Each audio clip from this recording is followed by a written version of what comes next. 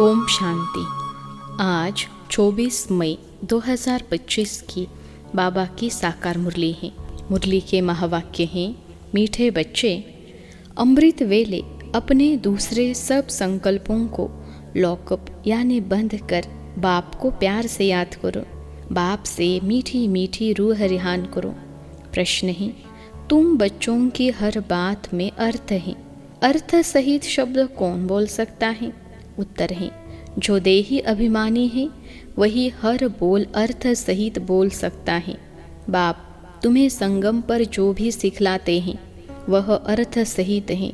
देह अभिमान में आकर मनुष्य जो कुछ बोलते हैं वह सब अर्थ के बिना अनर्थ है।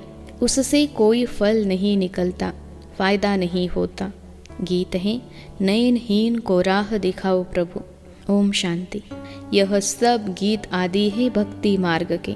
तुम्हारे लिए गीतों की दरकार नहीं है, कोई तकलीफ की बात नहीं। भक्ति मार्ग में तो तकलीफ बहुत है। कितनी रस्म रिवाज चलती है, ब्राह्मण खिलाना, यह करना, तीर्थों आदि पर बहुत कुछ करना होता है। यहाँ आकर सब तकलीफों से छुड़ा देते हैं। इसमें कुछ भी करना नहीं है। मुख से शू शू नहीं बोलना है। यह कायदे मुजीब नहीं, इनसे कोई फल नहीं मिलेगा। बाप कहते हैं, यह अंदर में समझना है, मैं आत्मा हूँ। बाप ने कहा है, हमको याद करो। अंतर्मुखी हो, बाप को ही याद करना है। तो बाप प्रतिज्ञा करते हैं, तुम्हारे पाप भस्म हो जाएंगे। यह है योग अग्नि, जिससे तुम्हारे विकर्म विनाश हो जाएंगे, फिर तुम वापिस चले जाएंगे। हिस्ट्री रिपीट होती है। यह सब अपने साथ बातें करने की युक्तियाँ हैं। अपने साथ रूह रिहान करते रहो। बाप कहते हैं, मैं कल्प कल्प तुमको यह युक्ति बताता हूँ। यह भी जानते हैं, धीरे धीरे यह झाड़ वृद्धि को पाएगा। माया का तूफान भी इस समय है, जबकि मैं आकर तुम बच्चों को माया के बंधन से छुड़ाता हूँ। सतयुग में कोई बंधन होता नहीं। यह पुरुषोत्तम युग भी अभी तुमको अर्थ सहित बुद्धि में है। यहाँ हर बात अर्थ सहित ही है।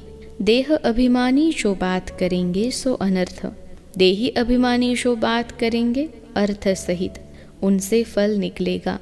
अब भक्ति मार्ग में कितनी डिफिकल्टी होती है। समझते हैं तीर्थ यात्रा करना, यह करना, यह सब भगवान के पास पहुंचने के रास्ते हैं। परंतु बच्चों ने अब समझा है, वापिस कोई एक भी जा नहीं सकता। पहले नंबर में जो विश्व के मालिक लक्ष्मी नारायण थे, उनके ही 84 जन्म बता देते हैं। तो फिर और कोई छूट कैसे सकता? सब चक्र में आते हैं तो कृष्ण के लिए कैसे कहेंगे कि वह सदैव कायम है ही है? हाँ, कृष्ण का नाम रूप तो चला गया, बाकी आत्मा तो है ही किस न किस रूप में। यह सब बातें बच्चों को बाप ने आकर समझाई हैं। यह पढ़ाई है। स्टूडेंट लाइफ में ध्यान देना है। रोजाना टाइम मुकर्रर कर दो अपना चार्ट लिखने का। व्यापारी लोगों को बहुत बंधन रहता है, नौकरी करने वालों पर बंधन नहीं रहता। वह तो अपना काम पूरा किया, खलास। व्यापारियों के पास तो कभी ग्राहक आए तो सप्लाई करना पड़े। बुद्धियोग बाहर चला जाता है तो कोशिश कर समय निकालना चाहिए। अमृत वेले का समय अच्छा है। उस समय बाहर के विचारों को लॉकअप कर देना चाहिए। कोई भी ख्याल न आए, बाप की याद रहे। बाप की महिमा में लिख देना चाहिए, बाबा ज्ञान का सागर पतित पावन है। बाबा हमको विश्व का मालिक बनाते हैं, उनकी श्रीमत पर चलना है। सबसे अच्छी मत मिलती है, मन मना भव, दूसरा कोई बोल न सके। कल्प कल्प यह मत मिलती है, तमो प्रधान से सतो प्रधान बनने की। बाप सिर्फ कहते हैं, मामेकम याद करो। इसको कहा जाता है वशीकरण मंत्र। अर्थ सहित याद करने से ही खुशी होगी। बाप कहते हैं, अव्यभिचारी याद चाहिए। जैसे भक्ति में एक शिव की पूजा अव्यभिचारी है, फिर व्यभिचारी होने से अनेकों की भक्ति करते हैं। पहले थी अद्वैत भक्ति, एक की भक्ति करते थे। ज्ञान भी उस एक का ही सुनना है। तुम बच्चे जिसकी भक्ति करते थे वह स्वयं तुम्हें समझा रहे हैं। मीठे मीठे बच्चे, अभी मैं आया हूँ। यह भक्ति कल्ट अभी पूरा हुआ। तुमने ही पहले पहले एक शिव बाबा का मंदिर बनाया। उस समय तुम अव्यभिचारी भक्त थे, इसलिए बहुत सुखी थे। फिर व्यभिचारी भक्त बनने से द्वैत में आ गए, तब थोड़ा दुख होता है। एक बाप तो सबको सुख देने वाला है ना। बाप कहते हैं, मैं आकर तुम बच्चों को मंत्र देता हूँ। मंत्र भी एक का ही सुनो। यहाँ देहधारी कोई भी नहीं। यहाँ तुम आते ही हो बाप दादा के पास। शिव बाबा से ऊंच कोई है नहीं। याद भी सब उसको करते हैं। भारत ही स्वर्ग था, लक्ष्मी नारायण का राज्य था। उनको ऐसा किसने बनाया जिसकी तुम फिर पूजा करते हो? किसको पता नहीं महालक्ष्मी कौन है? महालक्ष्मी का आगे जन्म कौन सा था? तुम बच्चे जानते हो, वह है जगत अम्बा। तुम सब माताएं हो। वंदे मातरम। सारे जगत पर ही तुम अपना दाव जमाती हो। भारत माता कोई एक का नाम नहीं। तुम सब शिव से शक्ति लेते हो, योग बल से। शक्ति लेने में माया इंटरफेयर करती है। युद्ध में कोई अंगुरी लगाते हैं तो बहादुर हो, लड़ना चाहिए। ऐसे नहीं कोई ने अंगुरी लगाई और तुम फंस पड़ो। यह है ही माया की युद्ध। बाकी कोई कौरव और पांडवों की युद्ध है नहीं। उनकी तो आपस में युद्ध है। मनुष्य जब लड़ते हैं तो 1-2 गज जमीन के लिए गला काट देते हैं। बाप आकर समझाते हैं, यह सब ड्रामा बना हुआ है। राम राज्य, रावण राज्य। अभी तुम बच्चों को यह ज्ञान है कि हम राम राज्य में जाएंगे। वहाँ अथाह सुख है, नाम ही है सुखधाम। वहाँ दुख का नाम निशान नहीं होता।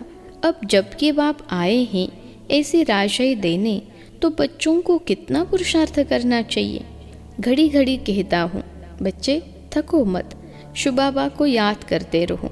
वह भी बिंदी है, हम आत्मा भी बिंदी हैं।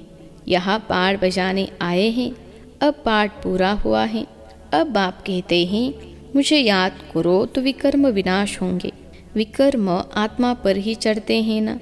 शरीर तो यहाँ खत्म हो जाएंगे। कई मनुष्य कोई पाप कर्म करते हैं तो अपने शरीर को ही खत्म कर देते हैं, परंतु इससे कोई पाप उतरता नहीं है। पाप आत्मा कहा जाता है। साधु संत आदि को कह देते, आत्मा निर्लेप है, आत्मा सो परमात्मा। अनेक मतें हैं। अभी तुमको एक श्रीमत मिलती है। बाप ने तुम्हें ज्ञान का तीसरा नेत्र दिया है। आत्मा ही सब कुछ जानती है। आगे ईश्वर के बारे में कुछ नहीं जानते थे। सृष्टि चक्र कैसे फिरता है, आत्मा कितनी छोटी है, पहले पहले आत्मा का रियलाइजेशन कराते हैं। आत्मा बहुत सूक्ष्म है, उनका साक्षात्कार होता है। वह सब है भक्ति मार्ग की बातें, ज्ञान की बातें बाप ही समझाते हैं। वह भी भ्रकुटी के बीच में आकर बैठते हैं बाजू में, यह भी झट समझ लेते हैं। यह सब है नई बातें जो बाप ही बैठकर समझाते हैं। यह पक्का याद कर लो, भूलो नहीं। बाप को जितना याद करेंगे उतना विकर्म विनाश होंगे। विकर्म विनाश होने पर ही आधार है तुम्हारे भविष्य का। तुम बच्चों के साथ साथ भारत खंड भी सबसे सौभाग्यशाली है। इन जैसा सौभाग्यशाली दूसरा कोई खंड नहीं है। यहाँ बाप आते हैं। भारत ही हेवन था, जिसको गार्डन ऑफ अल्लाह कहते हैं। तुम जानते हो, बाप फिर से भारत को फूलों का बगीचा बना रहे हैं। हम पढ़ते ही हैं वहाँ जाने के लिए, साक्षात्कार भी करते हैं। यह भी जानते हैं कि यह वही महाभारत लड़ाई है। फिर ऐसी लड़ाई कभी लगती नहीं है। तुम बच्चों के लिए नई दुनिया भी ज़रूर चाहिए। नई दुनिया थी ना, भारत स्वर्ग था। 5000 वर्ष हुए, लाखों वर्ष की तो बात ही नहीं। लाखों वर्ष होते तो मनुष्य अनगिनत हो जाए। यह भी कोई की बुद्धि में नहीं बैठता कि इतना हो कैसे सकता, जबकि इतनी आदमशुमारी नहीं है। अभी तुम समझते हो, भारत से 5000 वर्ष पहले हम विश्व पर राज्य करते थे और खंड नहीं थे। वह होते हैं बाद में। तुम बच्चों की बुद्धि में यह सब बातें हैं और किसकी बुद्धि में बिल्कुल नहीं है। थोड़ा भी इशारा दो तो समझ जाए, बात तो बरोबर है। हमारे पहले ज़रूर कोई धर्म था, अभी तुम समझा सकते हो कि एक आदि सनातन देवी देवता धर्म था, वह प्राय लोप हो गया है। कोई अपने को देवता धर्म के कह नहीं सकते, समझते ही नहीं कि हम आदि सनातन देवी देवता धर्म के थे। फिर वह धर्म कहाँ गया, हिंदू धर्म कहाँ से आया, कोई का भी इन बातों में चिंतन नहीं चलता है। तुम बच्चे समझा सकते हो, बाप तो है ज्ञान का सागर, ज्ञान की अथॉरिटी, तो ज़रूर आकर ज्ञान सुनाया होगा। ज्ञान से ही सद्गति होती है, इसमें प्रेरणा की बात नहीं। बाप कहते हैं जैसे अब आए हैं वैसे कल्प कल्प आता हूँ, कल्प बाद भी आकर फिर सब बच्चों से मिलेंगे। तुम भी ऐसे चक्र लगाते हो, राज्य लेते हो फिर गवाते हो। यह बेहद का नाटक है। तुम सभी एक्टर्स हो। आत्मा एक्टर होकर क्रिएटर, डायरेक्टर, मुख्य एक्टर को न जाने तो वह क्या काम की। तुम बच्चे जानते हो कैसे आत्मा शरीर धारण करती है और पाड़ बजाती है। अब फिर वापस जाना है, अब इस पुरानी दुनिया का अंत है। कितनी सहज बात है, तुम बच्चे ही जानते हो। बाप कैसे गुप्त बैठे हैं, गोदरी में करतार देखा, अब देखा कहे या जाना कहे, बात एक ही है। आत्मा को देख सकते हैं परंतु उससे कोई फायदा नहीं है, कोई को समझ में आ न सके। नौधा भक्ति में बहुत साक्षात्कार करते हैं। आगे तुम बच्चे भी कितने साक्षात्कार करते थे, बहुत प्रोग्राम आते थे, फिर पिछाड़ी में यह खेल पाल तुम देखेंगे। अब तो बाप कहते हैं पढ़कर होशियार हो जाओ, अगर नहीं पढ़ेंगे तो फिर जब रिजल्ट निकलेगी तो मुंह नीचे हो जाएगा। फिर समझेंगे हमने कितना समय वेस्ट किया। जितना जितना बाप के याद में रहेंगे, याद के बल से पाप मिट जाएंगे। जितना बाप की याद में रहेंगे उतना खुशी का पारा चढ़ेगा। मनुष्यों को यह पता नहीं है कि भगवान को क्यों याद किया जाता है। कहते हैं तुम माता पिता अर्थ नहीं जानते, अभी तुम जानते हो। शिव के चित्र पर समझा सकते हो। यह ज्ञान का सागर पतित पावन है, उनको याद करना है। बच्चे जानते हैं वही बाप आया है सुख घनेरे का रास्ता बताने। यह पढ़ाई है, इसमें जो जितना पुरुषार्थ करेगा उतना ऊंच पद पाएगा। यह कोई साधु संत आदि नहीं जिसकी गद्दी चली आई हो, यह तो शिव बाबा की गद्दी है। ऐसे नहीं यह जाएगा तो दूसरा कोई गद्दी पर बैठेगा। बाप तो सबको साथ ले जाएंगे। कई बच्चे व्यर्थ ख्यालातों में अपना समय वेस्ट करते हैं। सोचते हैं खूब धन इकट्ठा करे, पुत्र पोतरे खाएंगे, बाद में काम आएगा, बैंक लॉकर में जमा करे, बाल बच्चे खाते रहेंगे। परंतु किसको भी गवर्नमेंट छोड़ेगी नहीं, इसलिए उसका जास्ती ख्याल न कर अपनी भविष्य कमाई में लग जाना चाहिए। अब बच्चों को पुरुषार्थ करना है, ऐसे नहीं कि ड्रामा में होगा तो करेंगे। पुरुषार्थ भी घर खाना भी नहीं मिलता, परंतु किसकी तकदीर में नहीं है तो फिर ऐसे ऐसे ख्यालात आ जाते हैं। तकदीर में ही नहीं है तो फिर ईश्वरीय तदबीर भी क्या करेंगे। जिनकी तकदीर में है वह अच्छी रीति धारण करते और कराते हैं। बाप तुम्हारा टीचर भी है, गुरु भी है, तो उनको याद करना चाहिए। सबसे प्रिय बाप, टीचर और गुरु ही होते हैं, उनको तो याद करना चाहिए। बाबा युक्ति या तो बहुत बतलाते हैं, तुम साधु संत आदि को भी निमंत्रण दे सकते हो। अच्छा, मीठे मीठे सिखिलते बच्चों प्रति माता पिता बाप दादा का याद प्यार और गुड मॉर्निंग। रूहानी बाप की रूहानी बच्चों को नमस्ते। हम रूहानी बच्चों की सिखिलते रूहानी माता पिता बाप दादा को याद प्यार, गुड मॉर्निंग और नमस्ते बाबा नमस्ते। धारणा के लिए मुख्य सार पहली पॉइंट है, पुरुषार्थ कर अपनी भविष्य कमाई में लग जाना है। ड्रामा में होगा तो कर लेंगे, यह कहकर पुरुषार्थ ही नहीं बनना है। सारे दिन में जो भी पाप होते हैं या किसी को दुख देते हैं तो नोट करना है, सच्चाई से बाप को सुनाना है। साफ दिल बन एक बाप की याद से सब हिसाब चुकतू करने हैं। आज का वरदान है, ताज और तख्त को सदा कायम रखने वाले निरंतर स्वतः योगी भव। ताज और तख्त को सदा कायम रखने वाले निरंतर स्वतः योगी भव। विश्लेषण है, वर्तमान समय बाप द्वारा सभी बच्चों को ताज और तख्त मिलता है। अभी का यह ताज व तख्त अनेक जन्मों के लिए ताज तख्त प्राप्त कराता है।